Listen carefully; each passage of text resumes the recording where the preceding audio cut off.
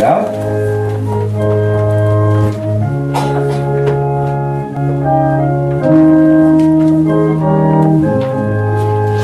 내 영혼이 은총이고 준한 죄짐 없고 오니 슬픔 많은 이 세상도 천국으로 뻗어나 할렐루야 찬양하세 내 모든 죄 사함받고 주 예수와 동행하리 그 어디나 하늘나라 주의 얼굴 뵙기 전에 멀리 뵈던 하늘나라 내 맘속에 이루어지니 날로 날로 가깝구나 할렐루야 찬양하세 내 모든 죄 사함받고 주 예수와 동행하니 그 어디나 하늘나라 높은 산에 거신들이 조막이나 눈물이나 내 주 예수 오신 곳이 그 어디나 하늘나라 할렐루야 찬양하세 내 모든 죄 사함받고 주 예수와 동행하니 그 어디나 하늘나라 할렐루야 할렐루야 찬양하세 내 모든 죄 사함받고 주 예수와 동행하니 그 어디나 하늘나라. 같이 앉으셔서 오늘 우리에게 주신 하나님 말씀 구약성경 신명기 10장 12절에서 15절 말씀입니다.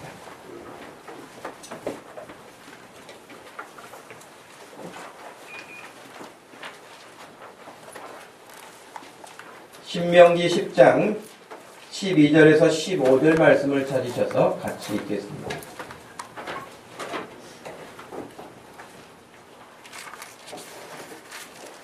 찾으셨으면 우리 12절에서 15절까지 한 목소리로 읽겠습니다. 이스라엘아, 내 하나님 여호와께서 내게 요구하시는 것이 무엇이냐? 곧 내 하나님 여호와를 경외하여 그의 모든 도를 행하고 그를 사랑하며 마음을 다하고 뜻을 다하여 내 하나님 여호와를 섬기고 내가 오늘 내 행복을 위하여 내게 명하는 여호와의 명령과 규례를 지킬 것이 아니냐. 하늘과 모든 하늘의 하늘과 땅과 그 위의 만물은 본래 내 하나님 여호와께 속한 것이로되 여호와께서 오직 내 조상들을 기뻐하시고 그들을 사랑하사 그들의 후손인 너희를 만민 중에서 택하셨음이 오늘과 같으니라. 아멘.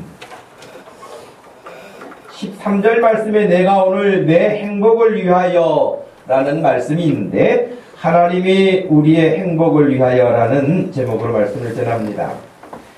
21세기를 지금 우리가 살고 있습니다. 세기마다 많은 철학자들도 있었고 또 신학자들도 있었고 또 문학을 좋아하는 문학가들도 있었고 다양한 방면의 사람들이 정말 인상적인 그리고 후대에 영향을 끼치는 그런 일들을 하고 갔지요. 근데 20세기의 신학자이면서도 철학자인 철학자 중에 폴 틸이라고 하는 사람이 있는데 존재의 용기라고 하는 책을 통해서 그런 이런 이야기를 합니다. 인간은 세 가지의 불안한 요소를 가지고 산다. 그렇게 이야기를 했어요. 이 철학자들은 여러분 그냥 철학자가 아니고요. 굉장히 다른 보통 일반 사람들이 막 직장 다니고 사업하고 막 이런 삶이 열심히 거기에 빠져서 사는 것처럼 철학자들은 생각하는 일을 돈 버는 것처럼 하는 사람들이에요. 그러니까 보통 사람들보다 훨씬 생각을 깊게 하는 사람들이에요. 여러분 인정하시죠? 철학자들이 그냥 철학자들이 아닙니다. 물론 뭐 신학교에서 가르치는 신학자들이나 대학에서 가르치는 교수들도 여러분 자기 그 분야를 연구하기 위해서 얼마나 많은 공부를 합니까? 연구를 하는 것처럼. 그러니 철학자들이 연구하고 생각하고 한 말들은 그냥 심심해서 한번 하는 말이 아니라 정말 많이 고민하고 여러 가지로 자기 나름대로 판단하고 생각을 해서 표현한 거기 때문에 가벼운 것이라 생각하지는 않습니다. 우리 유명한 이야기 가운데 여기 지금 폴틸리 이야기를 했습니다만은 쇼펜하우어라는 사람은 여러분 염세주의 철학자예요.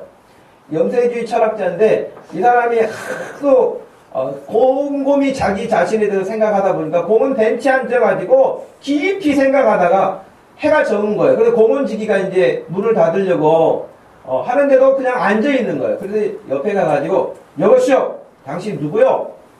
어디서 왔어? 그랬더니 깜짝 놀래가지고 이 쇼펜하우어가 지금 내가 그것을 생각하고 있는데 내가 어디서 왔는지를 모르겠어. 그랬다는 거예요. 그래서 이 사람은 염세주의 철학자여가지고요. 인생이 허무하다는 거예요. 그러니 그냥 빨리 죽는 것이 좋다 그렇게 생각하는 사람이에요. 그런데도 아이러니하게요. 이 사람이 평소에 이발소에 갔는데 면도를 못했대요. 여러분 지금은 면도를 그렇게 잘 옛날처럼 안 합니다만 옛날에 여러분 이발소 가면 이발사가 그 가죽 혁대 같은 데다 면도기를 촥 밀어가지고 밀거든요. 근데 이 쇼펜하우어가 염세주의 철학자인데도 불구하고 그 이발사가 면도하다가 자기 목을 어떻게 할까봐 평생 면도를 못하고 살았다는 거예요. 좀 여러분 아이러니하죠? 빨리 죽는 것이 편하다는 사람이 이발사의 면도기는 왜 또 무서워했을까요? 참 그런 거 보면 이 폴틸리가 말한 세 가지 인간이 가지고 사는 불안이라고 하는 말이 맞는 말 같아요. 첫 번째는 운명과 죽음에 대한 불안을 평생 안고 산다는 거예요, 인간들이. 이 폴틸리가 가만히 사람들 사는 모습을 생각해 보니까, 옆에서 지켜보니까, 운명에 대해서, 자기에 대해, 그 생명에 대해서, 그 죽음에 대한 불안감이 늘 있다는 거예요. 두 번째는 공허함과 무의미 때문에 그렇다는 거예요. 무엇을 해도 시간이 좀 지나면은 허무하다는 거예요. 그걸 이 사람은 깨달은 거예요. 예를 들면 여러분 막 갖고 싶은 어떤 물건을 여러분들이 비싼 돈을 주고라도 샀다. 그러면 얼마나 기분이 좋습니까? 근데 조금 가면은 너무 좋아하는 그 감정들이 사라지잖아요. 모든 것이 다 마찬가지예요. 그렇거든요. 그러니 지금 자기가 열심히 살고 있는 거, 지금 열심히 투자하고 있는 거, 이것도 조금 시간이 지나가면 허무해질 수 있을 터인데 라고 하는 무의미, 의미가 없다는 거예요. 그런데 내가 열심히 살아야 될 이유가 뭐가 있을까라고 하는 것 때문에 사람들이 고민하게 된다. 마지막 세 번째는 죄책감이나 비난을 불안하고 불안해한다. 죄책감. 그리고 다른 사람이 나를 평가하고 비난해야 할 것 때문에 불안해한다는 거예요. 여러분 심지어는 그 연예인들이 자살을 하거나 유명인들이 자살을 하거나 그런 사람들 보면 어찌 보면요 우리보다 훨씬 형편이 좋은 사람들입니다. 돈도 우리보다 훨씬 많은 사람들입니다.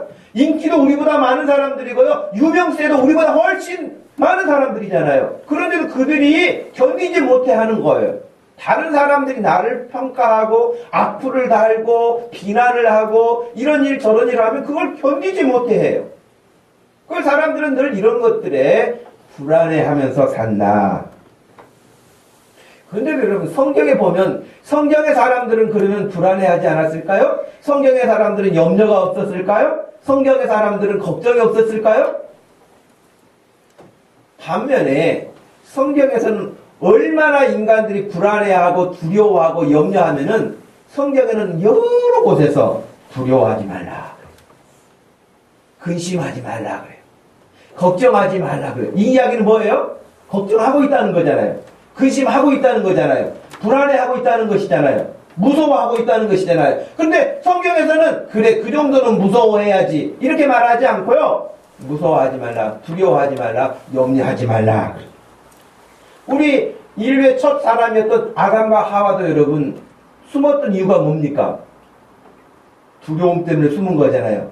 지금 폴 틸리가 지적했던 것처럼 죄책감에 대한 두려움, 그것 때문에 죽음에 대한 두려움도 찾아왔을 것이에요. 그러니까 불안한 것이다. 불안해서 숨는 거예요. 여러분 모세도 얼마나 두려워했습니까? 바로 앞에 하나님께서 보내려고 하실 때 얼마나 두려워했습니까? 그러니 나는 말을 못하는 사람입니다. 나는 말도 잘 못하고요. 나는 거기 갈 수 있는 자격도 없고 그런 실력도 안 됩니다. 그러면서 계속해서 못 가겠다고 하나님 앞에서 버틴 사람이었잖아요. 그런데도 여러분 모세가 일을 못했습니까? 하나님이 그를 붙잡아서 쓰심으로 말 못한다고 하는 두려워하고 불안해하는 그 모세를 하나님이 들어서 정말 인류 역사에 오래오래 기억될 만큼의 사람으로 그가 쓰임받잖아요. 여호수아 모세 뒤를 이어서 일했던 사람이에요. 여호수아도요 여러분 두려움 가운데 휩싸인 사람이에요. 모세가 죽은 다음에 얼마나 불안했는지 하나님께서 너 마음을 강하게 해라. 너 마음을 담대히 하라. 내가 모세하고 함께 있었던 것처럼 너하고도 내가 함께 있을 것이다. 네가 어디를 가든지 내가 함께 할 것이다. 또 두려워하지 말라 그런 거예요. 그러니 성경의 사람들도요 두려워하고 무서워하고 염려하고 근심하고 우리들도 마찬가지겠죠. 우리라고 별 수 있습니까? 우리도 불안한 것이 왜 없겠어요? 왜 염려가 없겠어요? 왜 걱정이 없겠어요? 왜 우리에게 죄책감이 없겠어요? 이런 것들이 늘 찾아오는데도 불구하고 하나님은 우리에게 두려워하지 말라, 걱정하지 말라, 염려하지 말라고 말씀하십니다. 우리들 역시 믿음의 사람들이 하나님 앞에서 그런 모든 두려움과 불안과 근심과 염려와 죽음의 공포와 이런 것들에 다 노출돼서 살았음에도 불구하고 하나님의 말씀 따라서 그들이 귀하고 멋진 인생으로 살았던 것처럼 저와 여러분들도 이 시대를 살면서 하나님 앞에서 그런 믿음으로 살 수 있기를 축복합니다. 오늘 구정 명절이 이제 내일이 구정 명절인데 명절을 맞이해서 사람들이 다 움직이잖아요. 움직이는 이유가 뭐예요? 왜 움직여요? 왜 부모를 보려고 하고 왜 자식을 보려고 하고 왜 형제를 보려고 해요? 이런 명절을 통해서 서로 관계를 다시 한번 확인하고 서로가 그 관계를 통해서 행복감을 더 증대시키고 여러분 만나면 기분도 좋고 만나면 여러분 행복감도 생기고 그런 거 아니에요? 물론 원수처럼 지내는 사람들도 있어요. 안 만나는 사람들도 있어요. 피하는 사람들도 있어요. 그러나 그것은 정상이라고 생각되잖아요. 원래 부모와 자녀와 형제와 이웃이 서로 만나고 관계가 좋고 서로 이렇게 사는 것이 정상적이고 하나님이 기뻐하시는 삶이라고 생각합니다. 그러므로 여러분 어찌됐든 고향에 가면 만날 수 있는 형제가 있고 부모가 있음에 감사하시길 바랍니다. 여러분 또 이렇게 서울에 올라오면 만날 수 있는 자녀가 있고 또 친척이 있고 이건 역시 여러분 감사할 일이고 행복한 일입니다. 여러분 내가 어딘들 차를 운전해서 하루를 가고 이틀을 간다 할지라도 만날 사람이 있으면 행복한 것이지만 차를 며칠을 끌고 갔어도 여러분 만날 사람이 없다면 그것은 허구하잖아요. 공허하잖아요. 그러니 여러분 형제가 있고 만날 사람이 있고 부모가 있고 자식이 있다면 여러분 그것 때문에 감사할 수 있는 믿음 되기를 바랍니다. 그 감사할 일이에요. 고마운 일이에요. 너무나 당연한 것으로 생각하거나 또 짐되게 생각하거나 부담되게 생각해서 불편해 생각하는 것이 아니라 감사하고 또 감사하는 하나님께서도 말씀하신 것처럼 범사에 감사하라고 하신 것처럼 감사하는 그런 믿음으로 여러분들이 살아갈 때에 여러분은 오늘 말씀과 같이 내가 오늘 너의 행복을 위하여라고 하는 것처럼 하나님이 우리를 바라보시면서 행복하기를 원하시는 그런 삶을 살게 될 줄로 믿습니다. 여러분 부모님들이 자식들에게 일관되게 바라는 마음이 뭐예요? 자식이 복되게 사는 거잖아요. 자식이 복되게 사는 거예요. 자녀들은 또 부모님을 보면서 부모님들이 행복하게 지내시는 것이 자녀들이 마음이 되나요? 부모님이 싸울 때가 되는데 요즘에 안 싸워서 좀 심심해. 여러분 그런 사람이 있습니까? 그런 사람 없어요. 부모님이 편안하게 지내시는 거, 즐겁게 지내시는 거, 행복하게 지내시는 거, 그것이 자녀들이 바라는 거죠. 부모 역시 자녀들 보면. 그러면 하물며 사람들과의 관계 속에서도 그러는데 하나님께서 우리를 보실 때에 우리가 행복하게 사는 것을 좋아하시죠. 그렇죠? 행복하게 사는 걸 좋아하시죠. 오늘도 우리가 함께 이렇게 이 자리에서 예배할 수 있는 것 너무 하나님께 감사한 일이고 기쁜 일이고 행복한 일인 줄로 믿습니다. 제가 오늘 드릴 세 가지 말씀 가운데 그러면 첫 번째 행복은 무엇일까라는 생각이 들었어요. 오늘 우리의 행복을 위하여라고 말씀하셨는데 행복이 무엇일까? 여기 행복이라고 번역되어 있는 히브리어 단어에서는 토브라는 단어를 썼는데요.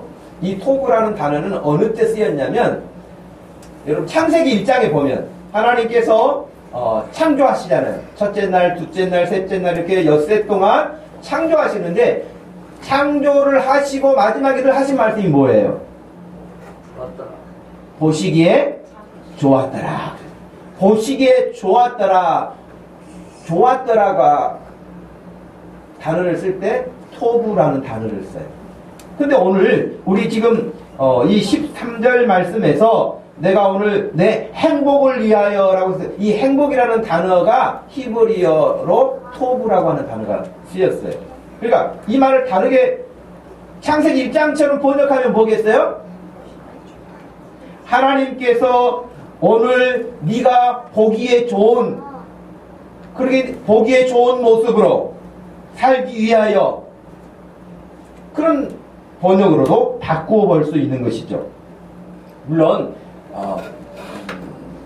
구약 성경에서 복이라고 했을 때 바라크라고 하는 단어를 많이 쓰기도 합니다만은 오늘 본문에서는 토브라고 하는 단어를 쓴 걸 보면 하나님이 보시기에 좋은 여러분 하나님이 보시기에도 좋은 사람들 되시기를 바라고 부모님이 보시기에도 좋은 자녀들 되기를 축복합니다. 그런 사람이 돼야죠. 교회에서도 목사님이 볼 때 좋은 성도들 그런 자녀들 그런 학생들 학교에서 선생님이 볼 때 좋은 학생들 그런 사람이 있죠. 그것이 토부라고 하는 말. 그런 사람이 행복하겠죠. 신약 성경에서도 여러분 팔복이라고 하는 심령이 가난한 자는 복이 있나니 천국이 저희 것이라 그렇게 말씀하실 때 그 복이라고 하는 단어를 마카리오스라고 하는 헬라어를 썼는데 이것이 구약 성경에 지금 말씀드린 토부라고 하는 단어를 번역한 거예요. 그러니까 그 팔복에서도 하나님이 우리에게 보시기에 좋은 거예요. 심령이 가난한 자가 복이 있다. 복이 좋다. 심령이 가난한 자. 하나님이 보시기에 때는 그런 사람들이 마음에 있는 거예요. 의에 줄이고 목마른 자. 하나님이 보시기에 때 좋은 거예요. 여러분 외국 영어권에 사는 사람들이 이렇게 축복할 때 주로 어떻게 말을 합니까? 여러분 미국이나 영국 사람들이 주로 다른 사람들을 축복할 때 쓰는 말이 뭐예요? God bless you 그렇잖아요. 하나님의 축복이 너와 함께 하기를 바란다. 근데 여러분 거기서 쓸 때에 왜 해피니스라는 말을 쓰지 않고 bless you라고 했을까요? 그러니까 그 사람들도 말을 단어를 만들어낼 때 그냥 만들어내는 게 아니라 근거가 있거든요. 어디에서 유추해서 단어를 만드는데 그 bless you라고 했을 때 그 bless라고 하는 단어가 어디에서 유래를 했느냐? 기본적인 영어 단어에서 bleed라고 하는 단어가 있는데 그 bleed라고 하는 것은 피 흘리다라고 하는 뜻이에요. bleed라고 하는 단어가 피 흘리다라는 뜻인데 God bless you라고 한단 말이에요. 그러면 왜 피 흘림이 축복이 되겠어요? 그래서 그들은 이 단어를 만들 때 어떤 의미였냐면 하나님께서 우리를 위해서 대신 양을 희생하도록 하고 예수 그리스도가 우리를 대신해서 피 흘려 죽으심으로 우리가 구원받고 생명을 얻고 복을 누리게 됐다고 하는 것이 그들의 기본의 정신에 들어가 있는 거예요. 그래서 피 흘림이 우리에게 복이 됐다는 거예요. 여러분, 그들의 인사가 가벼운 인사가 아니죠. 우리 그냥 식사하셨어요? 우리는 밥 못 먹고 사는 일들이 많아서 그런지는 모르지만 그냥 맨날부터 식사하셨어요. 그러나 이 미국 사람들, 영국 사람들 가장 기본적인 것은 하나님이 당신을 위해서 피 흘려 죄 용서를 해주셨기 때문에 너는 구원받았고 너는 생명을 얻었고 너는 복받은 사람이다. 그래서 God bless you 그러는 거예요. 인사가 좀 다르죠. 네? 또 그렇다고 해서 이번 주 세배하면서 God bless you 그러면 좀 어색하기는 하겠죠. 예. 그러나 어찌됐든 간에 여러분, 우리가 하나님께 복을 받는다고 하는 것, 무엇이 행복이냐고 묻는다면 다 각양각색의 이야기를 하게 될 것입니다. 어떤 사람은 지금 행복이 무엇입니까? 여러분에게 묻는다면 여러분 뭐라고 대답하실래요? 당신에게 있어서 행복은 뭡니까? 라고 물어보면 한참 생각할 수도 있고요. 딱히 지금 저는 뭐 그런 건 없는데요. 그럴 수도 있어요. 근데 어떤 질병에 지금 막 고통당하고 병원에 입원해 있는 사람이라고 한다면 그 모든 거 다 깨끗하게 치료받고 건강을 회복해서 퇴원하는 것이 행복 아니겠어요? 병원에 여러분 지금 의사가 고개를 그냥 저으면서 좀 희망이 없다고 그러는데 그 사람에게 내가 100만 원 줄게. 그러면 그 사람이 기분 좋을까요? 그 사람은 여러분 억을 준다 할지라도 지금 자기가 사느냐 죽느냐 문제 걸려있는데 지금 돈 억이 무슨 소용이 있겠어요? 내가 여기 지금 특효약을 최근 입수했는데 당신은 이 약을 쓰면 3일 안에 반드시 낫습니다. 걱정하지 마십시오. 그럼 얼마나 기분이 좋겠어요? 그러니까 전부 다 자기가 처하는 형편에서 행복감도 달라요. 행복이라는 정의도 다를 거예요. 그런데 문제는 뭐냐면 어떤 사람은 돈이 필요해요. 그죠?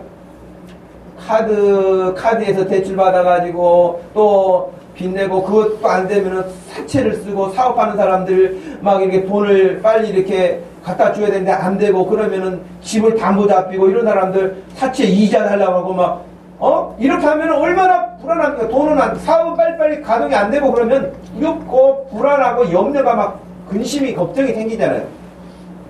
이런 사람은 자기가 만들어 온 물건을 그냥 누군가가 팍 사가겠다고 전화 오면 그 전화 한 통이면 여러분 끝나는 거 아니겠어요? 기분이? 그렇죠? 사업을 안 해보니까 별로 감동이 없죠? 뭔 말인지. 근데 김선대 대표는 그렇죠.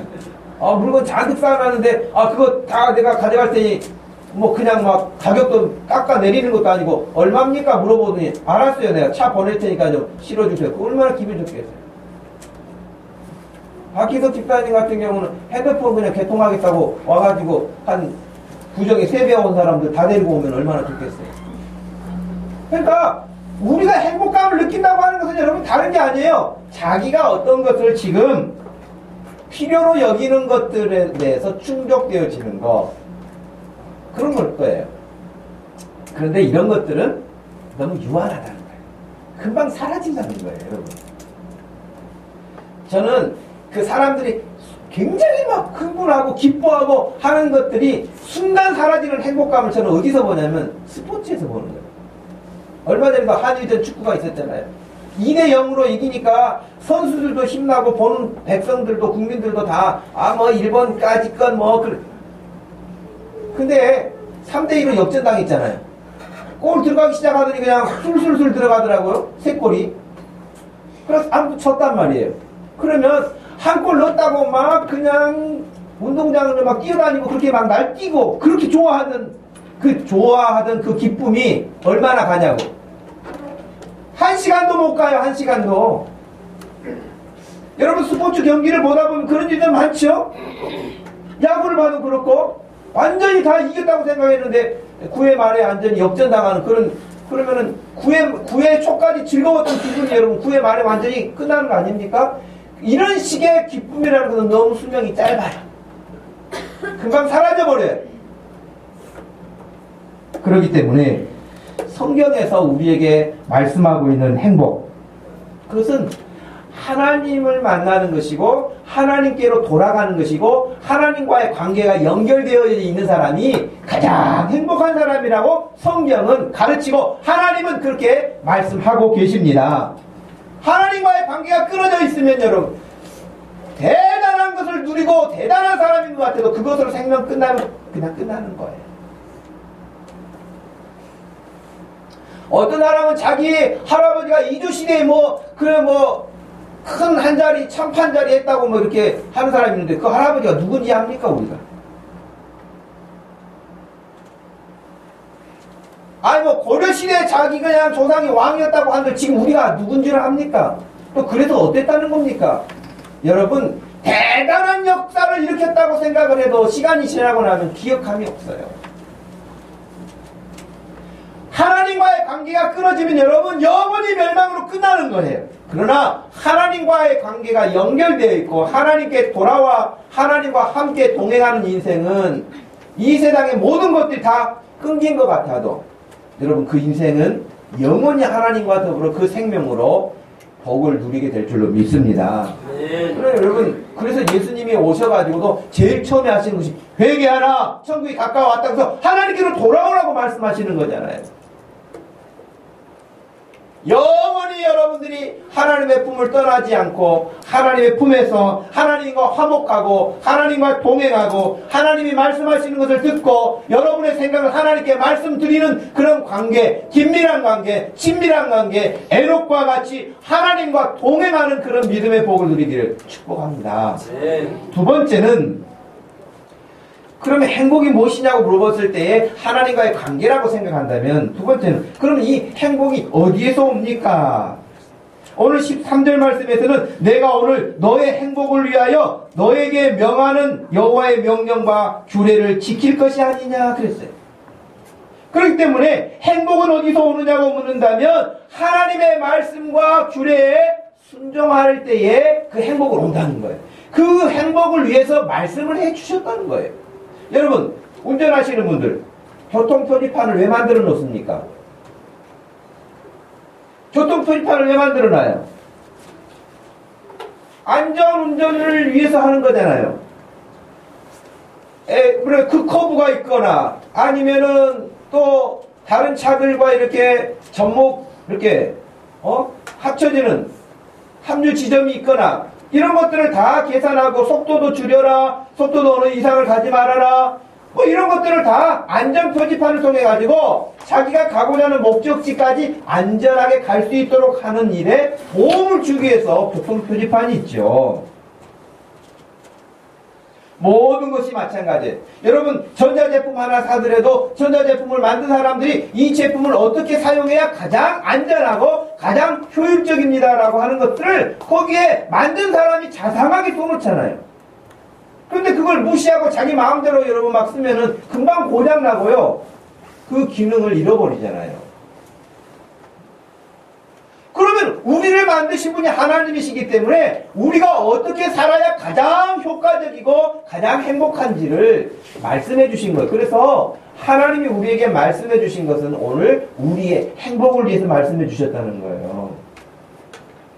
여러분, 하지 말라, 무엇인가 해라, 또 교회에 오면 말씀을 여러분 늘 듣는 것은 여러분의 행복을 위하여 하나님께서 오늘도 이런 시간을 주시는 줄로 믿습니다. 하나님이 우리를 위해서 그러시는 거예요. 물론 이 모든 것들을 통하여 하나님께 영광을 돌리고 하나님을 영화롭게 하는 것이 우리의 목적이죠. 우리의 삶의 목적이죠. 그럼에도 불구하고 하나님은 미안한 표현이지만 우리가 예배 드리지 않아도요, 하나님은 홀로 영광을 받으시는 분이에요. 하나님은 우리가 함께 하지 않으셔도요, 혼자 충분히 만족하시는 분이에요. 우리는 사람이 없고 친구가 없고 부모와 형제가 없으면 외롭기도 해요. 돈이 없으면 궁핍하기도 해요. 질병이 오면 고통을 당하기도 해요. 그러나 하나님은 이런 모든 것들로부터 완전히 자유하시는 분이에요. 아픔이 없어요. 고통이 없는 분이세요. 질병도 없는 분이세요. 그분에게는 아쉬움도 없는 분이세요. 그렇기 때문에 하나님께서는 오늘 우리 자신들이 복되게 살기를 원하시고 행복한 삶을 살기를 원하셔서 말씀을 해주셨다. 하나님이 명령하시고 규례를 주셨어요.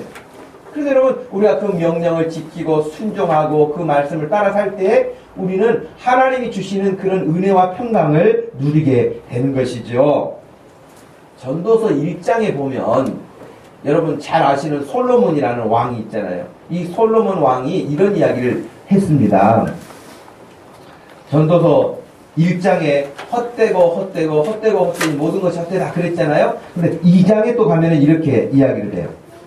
나는 내 마음에 이르기를 자 내가 시험 삼아 너를 즐겁게 하리니 지금 자기 자신에게 하는 말이에요. 너는 낙을 누리라 하였으나 보라 이것도 헛되도다. 내가 내 마음으로 깊이 생각하기를 내가 어떻게 하여야 내 마음을 지혜로 다스리면서 술로 내 육신을 즐겁게 할까? 또 내가 어떻게 하여야 천하의 인생들이 그들의 인생을 살아가는 동안 어떤 것이 선한 일인지를 알아볼 때까지 내 어리석음을 꼭 붙잡아 둘까 하여 나의 사업을 크게 하였노라. 내가 나를 위하여 집들을 짓고 포도원을 일구고 여러 동산과 가온을 만들고 그 가운데 각종 과목을 심었으며 나를 위하여 수목을 기르는 살림에 물을 주기 위하여 뭇들을 팠으며 또 남녀노비를 사기도 하고 나를 위하여 집에서 종들을 낳기도 하였고 그래서 자기가 할 수 있는 거 사업도 해보고 이것도 해보고 저것도 해보고 즐거움도 누려보고 다 했는데도 불구하고 그래서 그 결과가 8절에 은금과 왕들이 소유한 보배와 여러 지방의 보배를 나를 위하여 쌓고 노래하는 남녀들과 인생들이 기뻐하는 처첩들을 많이 두고 다 했다는 거예요. 심지어는 10절 말씀에 무엇이든지 내 눈이 원하는 것은 내가 금하지 아니하여 다 했다는 거예요. 대단한 사람이죠. 우리가 하고 싶은 것이 있어도 못하는 것이 투성이잖아요. 그런데 이 솔로몬은 자기가 생각하고 자기 눈에 보이는 거 하고 싶은 거 있다면 다 해봤다는 거예요. 그래서 그가 내린 결론이 야 진짜 행복하다 그렇지 않았다는 거예요. 그가 말하기를 그렇게 해봤는데도 이거 허무하네. 이게 헛되네 그랬다. 심지어는 그가 말하기를 내가 내 인생을 이렇게 마음껏 살았는데 할 거 다 해보고 살았는데 바람을 잡으려는 것과 같네. 그랬어요. 누가 바람을 손으로 잡을 수 있습니까? 솔로몬이 그랬다. 여러분 이와 비슷한 사람이 솔로몬은 그래도요 이런 것을 깨달은 사람이 있잖아요. 근데 누가복음 12장에 보면 어리석은 부자가 나오잖아요. 이 부자는 농사지어가지고 농사가 너무 풍작이 된 거예요. 너무 풍년이 든 거예요. 그래서 다른 때 그냥 이만한 창고에 우리 예배당만한 창고에 곡식을 가득 채워 놓으면 끝이었는데 그 해는 너무 풍년이 들어가지고 이 곡간을 다 채우고도 남아요 곡식이. 그래서 생각하기를 곡간을 또 하나를 지었어요. 그래가지고 거기다 또 잔뜩 쌓아놓으니까 마음이 너무 든든하고 뿌듯한 거예요. 그래서 생각하기를 자기 마음에 생각하기를 야 이제는 뭐 충분히 돈도 있겠다 곡식도 많겠다 이 정도 부자 됐으니까 먹고 마시고 즐기자 자기 마음에 그런 생각이 들었어요. 그럴 때에 하나님께서 이 어리석은 인생아 오늘 밤에 너의 영혼을 하나님이 다시 취하신다면 데려가신다면 네가 지금 창고에 여기저기 창고에 쌓아놓은 것들이 누구 것이 되겠냐. 이 세상의 미련한 부자들 가운데는요 돈을 지혜롭게 쓸 줄 모르고 쌓아놓기만 하다가 죽은 사람들이 얼마나 많습니까? 여러분이 가지고 있는 재산도 하나님 앞에서 지혜롭게 쓸 수 있는 지혜로운 종들이 되기를 바랍니다. 쌓아놓기만 하고 가면요 자식들 싸워요. 그러니 여러분에게 하나님 주신 것들 지혜롭게 잘 관리해서 하나님 앞에 독특히 쓰세요. 내가 이거 나중에 언제 어떻게 될지도 모르면서 나중 하다가 쓰지도 못하고 자기는 정말 그렇게 죽고요. 자식들은 그거 서로 가져가려고 싸우고요. 이게 뭡니까? 그러니 이 어리석은 부자처럼 살지 말고 늘 하나님의 청지기로서 하나님이 쓰시고자 하는 곳이 어디 있는가를 늘 관심 있게 보면서 여러분들이 그 일에 쓸 수 있는 지혜로운 청지기들이 돼야 되겠죠. 요즘 사람들이 하는 유행어로 말한다면 금수저를 물고 태어나야 행복한 것이 아니라 이 말이에요. 금수저를 물고 태어나서 금수저로 밥을 먹고 살아도 여러분 그 사람이 행복한 게 아니에요. 행복이 금수저에서 나오는 것이 아니라 하나님의 말씀에 순종할 때에 하나님이 주시는 그 행복감과 기쁨과 즐거움과 그 만족감이 하나님으로부터 와요. 하나님이 우리에게 주실 때 와요. 그건 세상이 줄 수가 없어요. 시편 1편을 보면 여러분 복 있는 사람에 대해서 말하잖아요. 복 있는 사람은. 그런데 그 복 있는 사람에 대한 설명을 쉽게 하기 위해서요.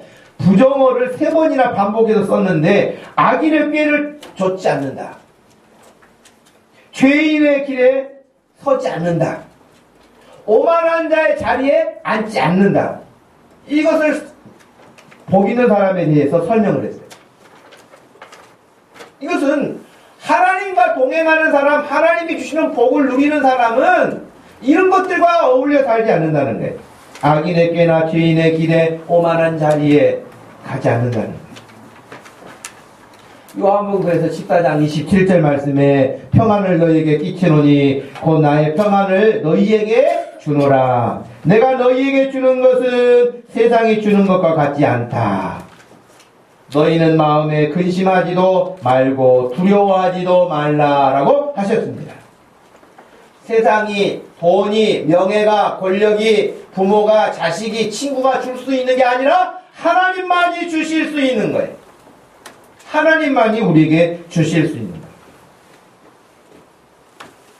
여러분, 행복은 하나님이 만드셨고 행복은 하나님이 우리에게 주시기 때문에 늘 하나님이 우리에게 주시겠다고 약속하신 말씀을 따라서 순종하고 하나님이 주시는 복을 누리고 살 수 있기를 소원합니다. 마지막 3번째는 뭐냐면 행복은 어떻게 하면 누릴 수 있습니까? 같은 의미인데 좀 더 확대해서 생각해 보는 것입니다. 13절 우리가 읽은 말씀과 같이 하나님께서 여기 있는 여러분 한 사람 한 사람이 행복하게 살기를 원하셔서 말씀과 명령과 규례를 우리에게 주셨다고 하셨습니다. 그래서 여러분 여기 행복이라는 단어 아까 처음에 말씀드린 것처럼 복이라고 말씀하셨고 또 다른 말로는 하나님이 보시기에 좋은 모습이라고 말씀하셨잖아요. 그러니까 여러분 부모는 자식이 어쩔 때 제일 예쁩니까? 네, 말 잘할 때가 제일 예쁜 것 같아요. 말 잘 들을 때만큼 예쁜 것이 어디가 있겠어요? 공부 잘하는 거요? 좋긴 하겠죠. 근데 여러분 공부 잘하고 못난 자식들이 못된 자식들이 얼마나 많습니까? 공부 잘하다가 오히려 개든 사람들도 있어요. 자녀들이. 그럼 공부가 망하게 한 것이죠. 그 사람은. 그 학생은. 여러분 제일 좋은 것은 부모 말씀에 순종하는 거예요. 부모가 완전합니까? 완전하지 않아요. 부모도 실수가 많아요. 그런데도 불구하고 부모 말씀에 순종하는 것만큼 부모를 기쁘게 하는 건 없어요. 근데 여러분 하나님은 우리 육신의 부모처럼 잘못이 있거나 실수가 있거나 그러신 분이 아니잖아요. 허물이 많고 연약한 부모님에게도 순종하면 부모님을 기쁘시게 하는데 아무 흠도 없고 완벽하신 온전하신 하나님이 말씀하시는 것에 순종하는 것은 여러분 생각할 것 없이 하나님 말씀하셨다 그러면 예! 라고 하는 것이 복인 줄로 믿습니다. 여러분 우리가 어떻게 하면 행복감을 누리느냐? 이런 우리가 부모님께 순종해가지고 부모님이 우리 아무개는 정말 내가 뭐라도 더 주고 싶은데 줄 게 없어. 내가 뭐라도 더 해주고 싶고 그래 뭐라도 이렇게 하고 싶고 그런 마음이 들어야 되지 않겠어요? 왜 그런 마음이 들까요?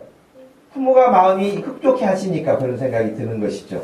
여러분 하나님께서도 마찬가지예요. 하나님께서는 내가 너한테 뭐라도 더 주고 싶다. 그런 마음이 안 드시겠어요? 하나님이 인색하신 하나님이 아니신데 제가 하나님 말씀에 얼마나 순종 잘하고 하나님께 사랑받고 있는 사람인가를 한번 생각해 볼 필요가 있습니다. 여러분, 사람이, 가정에서는 남편이 아내에게, 아내가 남편에게, 자녀가 부모에게 사랑받는 것도 여러분, 행복한 일이잖아요? 여러분, 사랑받는 것만큼 행복한 일이 어디가 있겠어요? 근데 여러분 얼굴 보니까 사랑을 별로 못 받는 것 같아, 얼굴이. 몇 사람은 그래도 사랑을 받는 것 같고, 어떤 사람들은 사랑받는 게 아니라 아주 고통스러운 것 같아, 사는 게. 얼굴이 밝지가 않아. 여러분, 얼굴이 밝지가 않은 사람들은 뭔가 마음이 불편한 사람들 아니겠습니까? 아멘. 예. 그런 여러분, 누군가로부터 사랑을 받고 사는 것은요, 사람을 행복하게 만드는데, 하나님께서 사랑하시고, 하나님께서 인정해 주시고, 하나님께서 받아주시면 여러분, 그 인생이 얼마나 행복합니까? 요한복음 15장 9절에서 12절에 이렇게 말씀하셨어요. 아버지께서 나를 사랑하신 것 같이 나도 너희를 사랑하였으니 나의 사랑 안에 거하라. 내가 아버지의 계명을 지켜 그의 사랑 안에 거하는 것 같이 너희도 내 계명을 지키면 내 사랑 안에 거하리라. 예수님이 세례를 받고 요단강에서 올라오실 때도 하늘에서 무슨 음성이 들렸어요? 내가 사랑하는 자요, 내가 기뻐하는 자라 그랬잖아요. 하나님께서도 아주 예수 그리스도를 내가 사랑하는 자요, 내가 기뻐하는 자라 그렇게 말씀하셨단 말이에요. 근데 지금 예수님이 그렇게 사랑받는 비결을 뭐라고 말씀하셨냐면 내가 아버지의 계명을 지켜 그랬어요. 내가 아버지의 계명을 지켜. 그래 하나님이 기뻐하신다는 거예요. 그러면서 우리에게도 예수님이 그 방법을 말씀해 주셨잖아요. 내가 아버지의 계명을 지켜 그의 사랑 안에 거하는 것 같이 너희도 내 계명을 지키며 내 사랑 안에 거하리라. 더 나가서 내가 이것을 너희에게 알려주는 것은 내 기쁨이 너희 안에 있어 너희의 기쁨을 충만하게 하려 함이라. 내 계명은 곧 내가 너희를 사랑한 것 같이 너희도 서로 사랑하는 이것이니라. 여러분, 이번 구정 명절에도 여러분이 만나는 모든 사람들에게 사랑을 베풀 수 있기를 바랍니다. 오늘 하나님께 여러분이 사랑을 받으셔서 그 사랑을 만나는 사람들마다 다 나눠주세요. 마음을 좀 넉넉한 마음을 가지세요. 나 때문에 상대방이 더 행복해질 수 있는 그런 설 명절을 여러분이 만드시기를 바랍니다. 요한복음 14장 이 말씀 너희가 나를 사랑하면 나의 계명을 지키리라고 15절에 말씀하셨어요. 21절 말씀에서도 나의 계명을 가지고 지키는 자라야 나를 사랑하는 자니 나를 사랑하는 자는 내 아버지께 사랑을 받을 것이요 나도 그를 사랑할 것이다. 그러니 오늘 말씀에서도 우리에게 주례와 계명을 주신 것은 우리를 행복하기 위해서 우리를 복되게 하기 위해서 주신 거라고 말씀하셨으니 여러분 하나님의 말씀을 늘 마음에 두시고 그 말씀을 따라 순종하는 일을 즐거워하시기를 바랍니다. 여러분 스펄전 목사님이라고 하는 영국의 목사님이 1834년생이니까요. 뭐 지금부터 시간이 꽤 되셨잖아요. 1800년도 사람인데 그 당시에도 여러분 전쟁의 고아들도 있고 그런 시기예요. 그 당시에도 가난한 사람은 어느 시대도 있으니까요. 그런데 스펄전 목사님이 목회자로서 목회 일을 하면서 자기가 돌보는 고아원에 고아들을 돌보기 위해서 모금운동을 하셨어요. 모금운동을 하셔가지고 얼마를 모았냐면 300파운드를 모았어요. 300파운드를 지금도 이제 영국이 파운드를 쓰잖아요. 근데 뭐 유로도 쓰고 그렇지만은 파운드를 오늘날로 계산을 하면 300파운드가 우리나라 돈으로 지금 한 52만 원 정도 되더라고요. 근데 여러분 1800년도니까 지금 얼마나 많이 바뀌었겠어요. 그 돈 액수가 커졌겠어요. 제가 70년대 소풍 갈 때 그 흔히 말하는 사탕 하나 사 먹으려면 1원이면 2개, 3개 줬어요. 1원이면. 여러분 기억나시죠? 그 학교 앞에 전방에서 뭐 사 먹으려면 눈깔 사탕이라고 해가지고 동글동글한 그런 사탕 사 먹으면 이론에도 여러분 몇 개씩 줬다니까요. 1970년대도 그랬단 말이죠. 그럼 1800년도니까 1800년대 300파운드면 지금을 아마 적게 잡아도요 한 520만 원 정도 될 거라고 생각해요. 그러니까 520만 원 정도를 고아원을 자기가 경영하는 고아원을 위해서 모금을 하셨어요. 조지 뮬러 목사님이 스펄저 목사님이. 그런데 이제 하나님께 감사하다고 하나님 이렇게 모금을 잘 하게 해주셔서 감사해요. 또 우리 아이들을 위해서 쓰게 해주셔서 너무 감사해요. 그렇게 기도를 하고 있는데 갑자기 기도하는데 하나님의 음성이 들리기를 그 돈 조지 뮬러 목사에게 갖다 줘라 그런다. 그 당시 조지 뮬러도 고아원을 운영하는 목사님이셨어요. 근데 자기가 어렵게 모았는데, 감사 기도하는데, 하나님의 음성이 그 돈 조지 뮬러 목사에게 갖다 주거라. 그래서 자기가 잘못 들었나? 아니, 하나님 무슨 말씀이세요? 우리 고아원의 애들 위해서 지금 모금한 건데, 그래서 또 내가 뭐 잘못 들었나? 내 생각이 잘못됐나? 그래서 또 기도하면은 조지 뮬러의 목사에게 갖다 주라.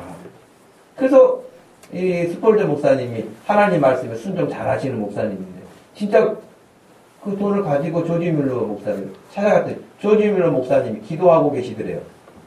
기다리고 있다가 끝나고 사실 내가 지금 이렇게 해가지고 모금을 해서 300파운드를 모았는데 감사 기도를 하는데 조지 뮬러 목사에게 갖다 주거라. 그래서 내가 가지고 왔습니다. 그랬더니 지금 조지 뮬러 목사님이 제가 지금 딱 300파운드가 필요해서 기도하고 있는 중입니다. 그래서 이 스펄저 목사님은 아무 말도 못하고 그냥 하나님 명령대로 조지 뮬러 목사님에게 300파운드를 주고 왔어요. 그리고 집에를 왔죠. 집에를 왔더니 집에 오니까 편지가 한 통이 와 있더래요. 근데 그 편지 안에는 300파운드가 아니라 300기니라고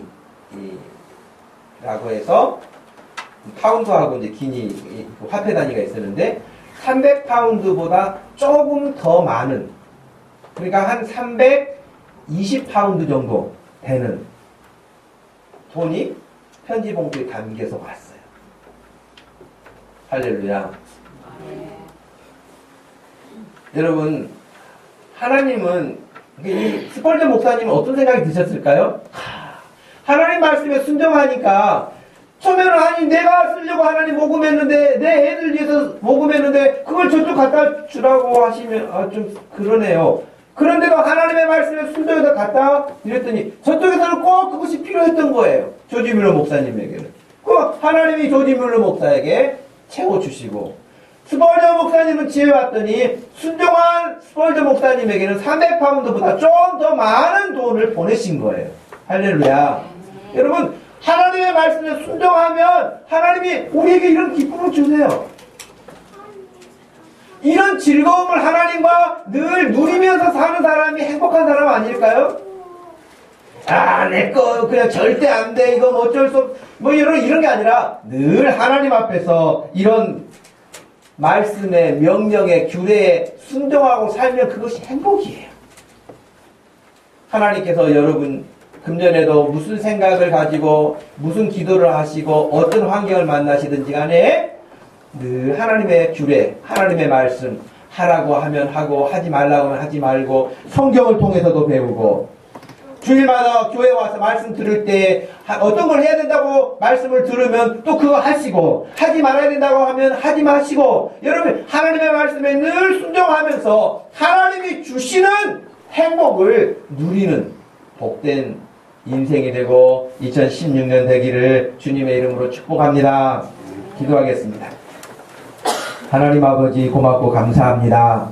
이 시간 하나님께서는 우리가 무엇이간데 우리의 행복을 위하여 말씀해 주시고 규례를 정하시고 명령하셨다고 알려주셨습니다. 하나님, 우리는 어떨 때에 하나님이 말씀하신 것이 부담스럽기도 하고 힘들기도 하고 어렵다고 생각하기도 하지만 심지어는 불합리하다고까지 생각하여서 불순종할 때도 있지만 가장 미련하고 어리석은 일인 줄로 압니다. 하나님, 우리를 위해서 말씀해 주신 말씀들을 늘 귀 기울여 듣게 하시고 마음의 말씀을 새기게 하시고 그 말씀을 따라 순종하며 살 수 있고 하나님이 주시고 누리게 하시는 은혜와 복을 이 땅에서도 마음껏 우리의 인생에서 누리게 하여 주시옵소서. 감사하신 예수님의 이름으로 기도하옵나이다. 아멘. 다 같이 자리에 들어가시죠. 찬양.